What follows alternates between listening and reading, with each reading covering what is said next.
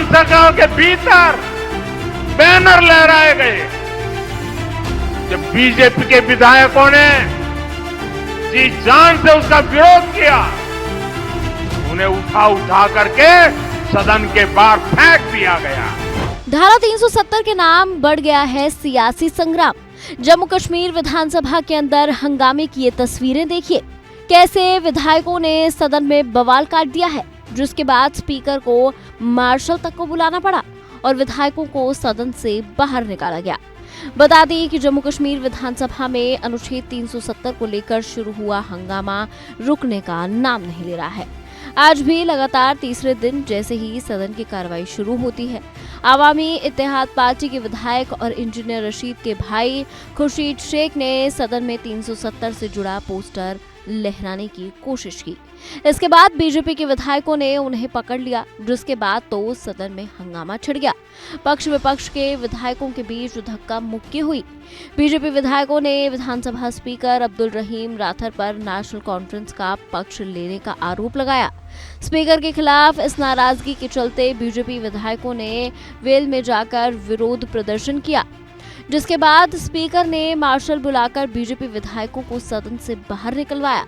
सदन के अंदर हंगामे के बाद बीजेपी विधायकों ने असेंबली के बाहर ही धरने पर बैठ गए और धारा 370 वाले प्रस्ताव के खिलाफ विरोध प्रदर्शन करने लगे। जम्मू कश्मीर विधानसभा में आज तीसरे दिन भी लगातार 370 की वापसी वाले विधायक को लेकर हंगामा हुआ। बीजेपी के विधायकों ने सदन शुरू होते ही एक बार फिर से विरोध प्रदर्शन शुरू किया और इसी बीच जो अवामी इत्तेहाद पार्टी के विधायक शेख खुर्शीद ने बैनर निकालने की कोशिश की, जिसके चलते मार्शल्स ने उनको मार्शल आउट किया। बीजेपी का विरोध प्रदर्शन लगातार जारी रहा और उसके बाद बीजेपी के विधायक जब वेल में आए तो उनको भी मार्शल आउट किया गया। तकरीबन 17 बीजेपी के विधायक जो है जिनको मार्शल्स ने विरोध प्रदर्शन के चलते सदन से बाहर निकाला, जबकि बाकी बचे जो 10 विधायक थे उन्होंने सदन से वॉकआउट करते हुए लेजिस्लेटिव असेंबली के बाहर अपनी एक पैरेलल सदन लगाया है। यहाँ पे बता दें कि कल गुरुवार को भी सदन में हंगामा हुआ था और इंजीनियर रशीद के भाई खुर्शीद शेख ने कल भी लिखा पोस्टर लहराया था, जिसके बाद भारी हंगामा हुआ था। विधायकों के बीच हाथापाई और मारपीट हुई थी। 370 को लेकर श्रीनगर में चल रही इस सियासी संग्राम ने दिल्ली तक का पारा गर्म कर दिया है। उमर सरकार की 370 की बहाली वाले प्रस्ताव के खिलाफ प्रधानमंत्री मोदी और गृह मंत्री शाह ने भी मोर्चा खोल दिया है।